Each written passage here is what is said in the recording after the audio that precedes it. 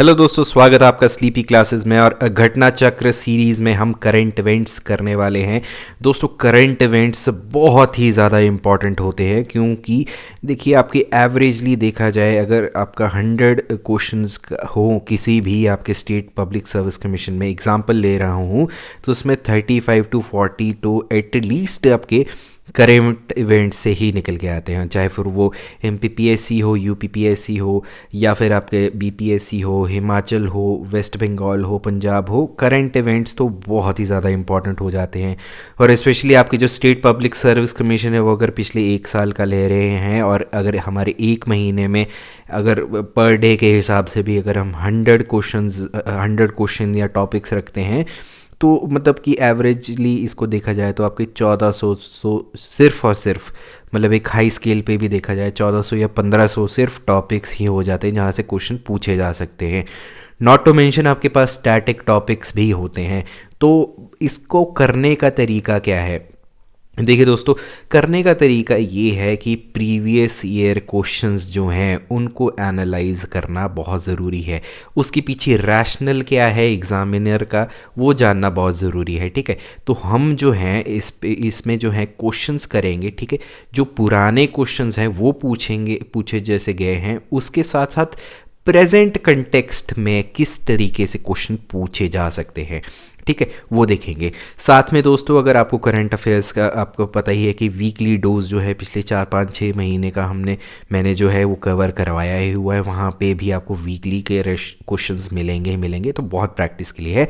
लेकिन घटना चक्र में एक नए पर्सपेक्टिव के साथ अगर कोई प्रीवियस ईयर क्वेश्चन आया तो उसी लाइन्स में किस तरीके का क्वेश्चन पूछा जा सकता है वो हम यहाँ पर डिस्कस करेंगे। ठीक है, तो पहले क्वेश्चन पे आते हैं कि where is Salim Ali bird sanctuary located. ठीक है, अब ये ज्योग्राफी का क्वेश्चन है, लेकिन ये अब जानना ज़रूरी है कि कहाँ पे है। ठीक है, ये क्वेश्चन रिपीट होने के भी बहुत चांसेस है। तो दोस्तों, इसका सही जवाब क्या है?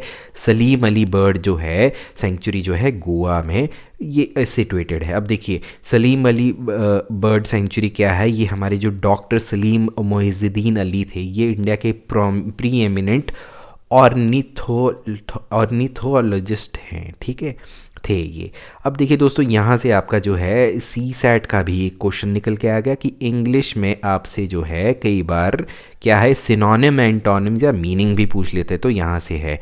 ठीक है, जैसे यहाँ से अगर आपने है तो एक नई चीज़ देख ली। ठीक है, और ये गोवा में है। अब टाइप ऑफ क्वेश्चन जो है वो किस तरीके का आ सकता है आपसे, देखिए पेंच टाइगर रिजर्व जो है कौन से स्टेट में लोकेटेड है। ठीक है, तो इसका सही जवाब है मध्य प्रदेश। अभी देखिए क्वेश्चन पूछा क्यों गया है, ये मैंने क्वेश्चन बनाया क्यों है उसका आपको बताता हूँ। देखिए, प्राइम मिनिस्टर मोदी जी ने जो है कोलार वाली जो है टाइगरेस, जिसकी अभी रिसेंटली डेथ हो गई, ठीक है, उसकी फर्स्ट मन की बात जो है 2022 का, उसमें उसका कंटेक्स्ट आया था। और आपको पता है कि प्राइम मिनिस्टर अगर बात कर रहे हैं तो वो एक क्वेश्चन जो है बड़े ईजिली बन जाता है। ठीक है, तो ये आपका इस टाइप का क्वेश्चन पूछा जा सकता है। अगले क्वेश्चन में आते हैं कि रूपसी एयरपोर्ट जो है वो कौन से स्टेट में सिचुएटेड है? Arunachal Pradesh, Assam, Goa, port Blair. तो इसका सही जवाब क्या है दोस्तों? ये असम में जो है सिचुएटेड है रूपसी एयरपोर्ट। अब क्यों क्वेश्चन था ये? देखिए, रूपसी एयरपोर्ट जो है ये गौरीपुर जो 15 किलोमीटर है डिस्ट्रिक्ट हेडक्वार्टर्स धुबरी, ठीक है, वो होता। अब देखिए दोस्तों, ये उस टाइम पे न्यूज़ में इसलिए था। अब ये देखिए, ये वर्ल्ड वॉर टाइम का जो है एयरपोर्ट था। ठीक है, और यहाँ पे जो है मतलब कि आपका ये साउथ एशिया का लार्जेस्ट एयरपोर्ट था, और ये 1.8 किलोमीटर्स का रनवे था, जो कि अलाइड एयरक्राफ्ट जो हैं, जो हमारे बर्मा और चाइना के टाइम पे वर्ल्ड वॉर हो रहा था उसको यूज़ कर रहे थे। ठीक है, तो उस टाइम पे ये क्वेश्चन पूछा गया। अब इसी सिमिलर कंटेक्स्ट का अभी प्रेजेंट के करंट अफेयर्स में कैसे पूछा जा सकता है कि What was उड़ान मोटो written on Republic day 2022 debut of aviation ministry? क्योंकि हम एयरपोर्ट या एविएशन से हैं, तो अभी रिसेंटली क्या कंक्लूड हुआ है, रिपब्लिक डे। तो देखिए, इस टाइप के मोटो जो है पूछ लिया जाता है। तो इसका सही जवाब क्या है? सब उड़े सब जुड़े। ठीक है, तो इस टाइप का क्वेश्चन जो है आपसे पूछा जा सकता है। अगला सवाल है कि who is the chairman of competition commission of India. ठीक है, अपॉइंटमेंट्स जो है करंट अफेयर्स में बड़े ज़्यादा इंपॉर्टेंट रहते हैं। ठीक है, तो देखिए इसका सही जवाब क्या है। इसका सही जवाब है अशोक कुमार गुप्ता जो हैं chairman of competition commission of India हैं। तो अभी हमें ये भी देखना पड़ेगा, देखिए कि हमारे जो अपॉइंटमेंट्स हैं वो फोकस ऑफ एनी एग्जामिनेशन रहते हैं, और जो हमारी बड़ी बड़ी ऑर्गेनाइजेशन है उसकी अपॉइंटमेंट्स बहुत बार पूछी जा सकती है। ठीक है, जैसे कि अभी इस सिमिलर नेचर का क्वेश्चन है कि हु वाज द 24th, ठीक है, who was the 24th chief election commissioner of India. जैसे कि आपसे अभी जैसे कि सुशील चंद्रा जो हैं चीफ इलेक्शन कमिश्नर है, तो इसमें एक स्टेटमेंट भी डाल सकता है एग्जामिनर कि Sushil Chandra is the chief election commissioner of India, he is what number of the, मतलब कि कौन से नंबर के पे जो हैं चीफ इलेक्शन कमिश्नर हैं। इनफैक्ट आपसे ये भी कई बार पूछा जा सकता है कि हमारे जो प्रेसिडेंट हैं वो हमारे कौन से नंबर के प्रेसिडेंट हैं, 12th हैं, 13th हैं या प्राइम मिनिस्टर हैं। ठीक है, इस टाइप के क्वेश्चन जो हैं बहुत बार आपके जो हैं एग्जामिनेशन में देखे गए हैं। ठीक है, अगले क्वेश्चन पे चलते हैं कि नेशनल स्टैटिस्टिक्स डे जो है वो कब मनाया जाता है। फर्स्ट में 12 अप्रैल, 29 जून, 20 दिसंबर। तो देखिए दोस्तों इसका सही जवाब क्या है, 29 जून। अब नेशनल स्टैटिस्टिक्स डे ही क्यों हमने यहाँ पे को एग्जामिनर ने जो है प्रीवियस ईयर में पूछा था, इसके बारे में जानना ज़रूरी है। देखिए नेशनल स्टैटिस्टिक्स डे जो है, देखिए जून 29 तो हो गया। अब ये जो है प्रोफेसर पीसी महानोबिस जो हैं, ठीक है, वो जो जिनको हम फादर ऑफ इंडियन स्टैटिस्टिक्स हैं, उनके याद में जो है इनको बनाया जाता है, और ये कलकत्ता में पैदा हुए थे। ठीक है, ये आपको एक कन्फर्मेशन मिल गई कि बहुत इंपॉर्टेंट जो दर्जे के इंसान हैं उनके नाम पे एक डे बनाया है। अब हमारे जो हैं ऐसे बहुत ज़्यादा इंपॉर्टेंट लोग हैं, उनके नाम पे बहुत ज़्यादा क्वेश्चंस बन सकते हैं। ठीक है, अब इसी टाइप का सिमिलर नेचर का क्वेश्चन इस तरीके से आ सकता है, जैसे ये करंट अफेयर से जुड़ गया। ठीक है, कि अभी नेताजी सुभाष चंद्र बोस जी की 125वीं जयंती सेलिब्रेट हुई थी। ठीक है, तो ये 125वीं जयंती तो आपको पता ही होगा, क्योंकि रिपब्लिक डे और उससे पहले जो है इंडिया गेट पे बहुत सारी चीज़ें कवर हो रही थी। ठीक है, लेकिन आपको ये है कि कौन सी डे को पैदा हुए हैं। ठीक है, तो ये है जनवरी 23, 2022। ठीक है जी, जो इस जयंती का नाम है नेताजी सुभाष चंद्र बोस जयंती जो है जनवरी 23, 2022 को सेलिब्रेट की जाती है। ठीक है, अगले क्वेश्चन पे चलते हैं। उससे पहले ये देखिए कि हमारे जो नेताजी हैं वो कटक में उड़ीसा में पैदा हुए थे। ठीक है, जनवरी 23, 1897। तो ये देखिए मॉडर्न हिस्ट्री से भी यहाँ पे आपके क्वेश्चन काफ़ी ज़्यादा इंपॉर्टेंट हो जाते हैं। दोस्तों देखिए, जब भी हम करंट अफेयर्स या करंट इवेंट्स कर रहे हों तो उसमें 360 डिग्री अप्रोच रखना बहुत ज़्यादा ज़रूरी है, क्योंकि अमूमन ऐसा होता है कि आपसे जैसे बर्ड सेंचुरी या नेशनल पार्क के बारे में किया है, तो उसके आसपास अगर ज्योग्राफी से रिलेटेड कोई भी चीज़ें अगर आप पढ़ते हैं उसको याद करना बड़ा ज़रूरी है, क्योंकि एग्जामिनर जो है वो भी आपका जो है 360 डिग्री अप्रोच रख रहा है।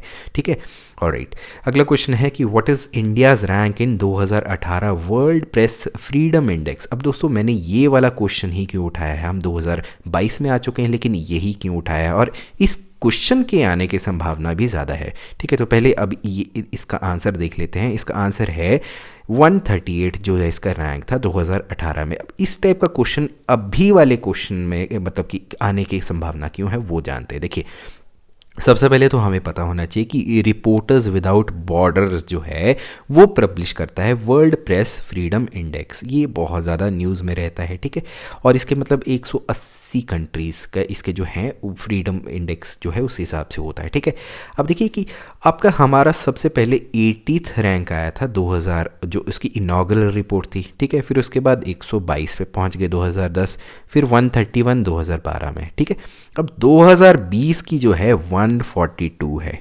ठीक है, ये आ गई 2020 की। ठीक है, अब 2019 से चलो मान लिया।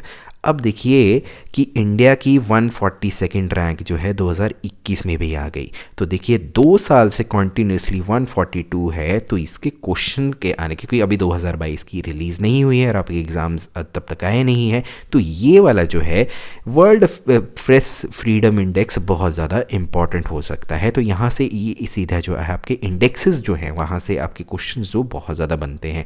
ठीक है दोस्तों। तो मतलब कि देखिए जहाँ पे आपको लगता है कि रेपिटेशन जो है, यूजुअली इंडेक्सेस में रेपिटेशन नहीं होती, ऊपर नीचे होता है, लेकिन 2 साल से अगर 142 है तो इसका क्वेश्चन बनने के चांसेस काफ़ी ज़्यादा हाई हो जाते हैं। अगला क्वेश्चन है कि what was the theme of statistics day celebrated on 29 जून 2020। अब देखिए दोस्तों, क्योंकि हम प्रीवियस ईयर क्वेश्चन कर रहे थे तो सबसे पहले स्टैटिस्टिक्स डे पे ऊपर आया कि पीसी महाबलेस, अभी जो हमने क्वेश्चन कर लिया, अब इन्होंने थीम भी कर ली है। तो दोस्तों जब भी कोई आपको इम्पॉर्टेंट डे मिलता है तो उसके साथ आपको डेफिनेटली थीम के बारे में क्वेश्चन भी आ सकता है। ठीक है जी, कि स्टैटिस्टिक्स इन ट्रेड, कोविड-19, sustainable development goals, none of the above. तो देखिए इसका जो सही जवाब है एसडीजी गोल्स है।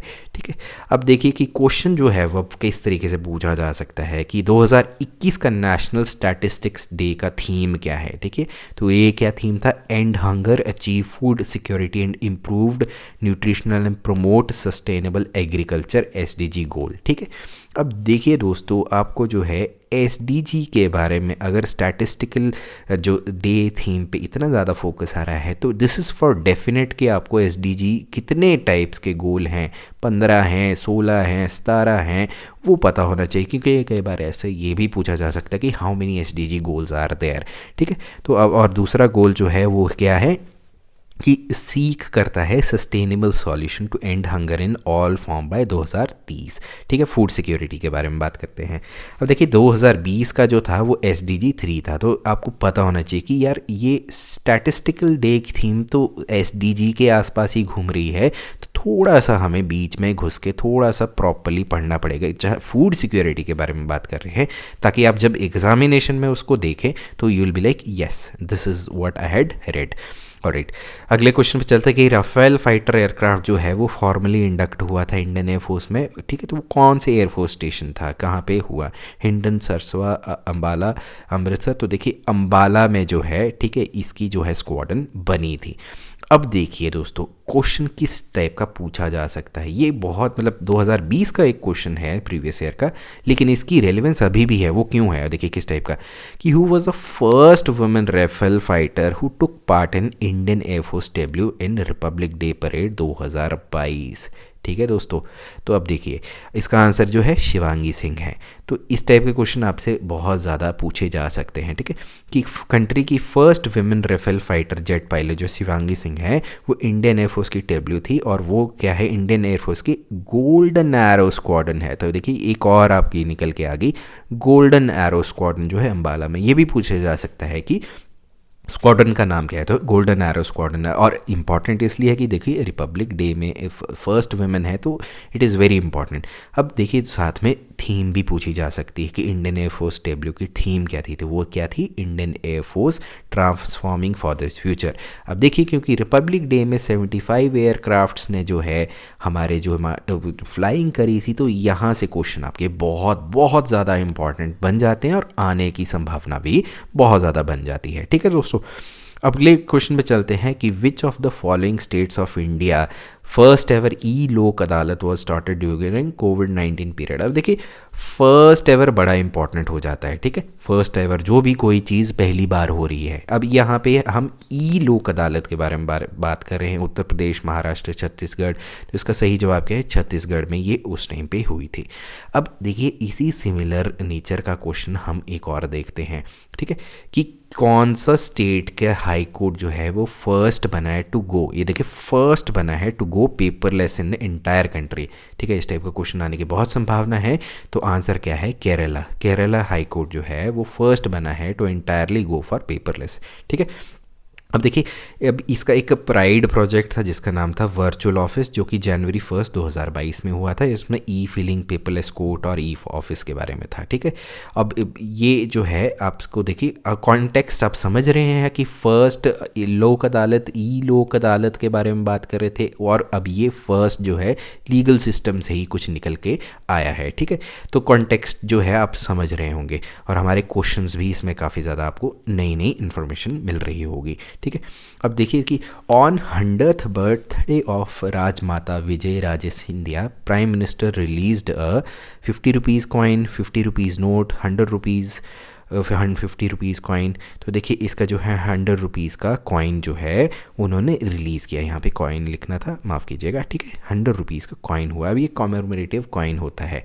अब देखिए दोस्तों कि कॉमेमोरेटिव कॉइन्स जो होते हैं वो यूजुअली जो हैं ऐसे रिलीज़ नहीं होते, वो बहुत ही स्पेशल ओकेजन पे रिलीज़ होते हैं। और प्राइम मिनिस्टर जो है देश के अगर कर रहे हैं तो वो बहुत ज़्यादा हाई प्रोबेबिलिटी हो जाती है इसकी क्वेश्चन की। अब ऐसा ही एक सिमिलर क्वेश्चन मैंने आपके लिए निकाला है जो कि अभी रिसेंटली ही हुआ था। देखिए कि prime minister releases special denomination of how much rupees coin of ISKCON founders birth anniversary recently. ठीक है, तो इससे बड़ी ज़्यादा इन्फॉर्मेशन है, क्वेश्चन भी निकल सकते हैं। देखिए 125 रुपये का कॉइन जो है वो करा था। ठीक है, अब सीधे आपसे ये भी क्वेश्चन पूछा जा सकता है कि इस्कॉन के फाउंडर का नाम क्या है। तो देखिए श्रीला भगवतकांता स्वामी प्रभुत्वा। ठीक है, तो this was one of the other things जो आपको पता चला। ठीक है, कि 125वीं बर्थ एनिवर्सरी पे। अब इस्कॉन की फुल फॉर्म क्या होती है? देखिए इस्कॉन की फुल फॉर्म होती है international society for Krishna consciousness. ठीक है जी, और ये हरे कृष्णा मूवमेंट से भी रिलेशन रखती है। अब देखिए जिसका अगर 360 डिग्री अप्रोच है तो वो जो कैंडिडेट है या एस्पिरेंट है वो ही और शी विल डेफिनेटली रीड भक्ति मूवमेंट। ठीक है, भक्ति मूवमेंट वो पढ़ेगा। क्यों पढ़ेगा? क्योंकि उसको सिलेक्शन करनी है। भक्ति मूवमेंट आपका हिस्ट्री का पार्ट आ गया। ऑलराइट, तो ये इसे कहते हैं 360 डिग्री अप्रोच। ओके, अगले क्वेश्चन पे चलते हैं कि who has win the bid to construct a new parliament building recently? L&T, Reliance projects, Tata projects limited. तो देखिए टाटा प्रोजेक्ट को जो है ये मिला था। तो दोस्तों कमेंट सेक्शन में बताइए कि इस प्रोजेक्ट का नाम का क्या नाम दिया हुआ है। ठीक है दोस्तों, तो आपको आइडिया लग गया। देखिए हमने आज जो क्वेश्चंस हैं वो प्रीवियस ईयर के क्वेश्चंस करे, लेकिन उसकी जो रीसेंट जो करंट अफेयर्स के साथ जो बिल्कुल ये, और ये क्वेश्चन जो मैंने करंट अफेयर्स के आपके डिस्कस करे हैं दोस्तों, इसकी बहुत हाई प्रोबेबिलिटी है कि इस टाइप के क्वेश्चंस पूछे जा सकते हैं। ठीक है, तो आप आई होप कि आपको इससे काफ़ी ज़्यादा मदद मिली होगी। ठीक है, तो आपसे फिर से मुलाकात होगी इसी इनिशिएटिव के साथ। बताइए कमेंट सेक्शन में कि आपको ये लेक्चर कैसे लगा, और तब तक के लिए अपना टेक केयर, नमस्कार, बाय बाय।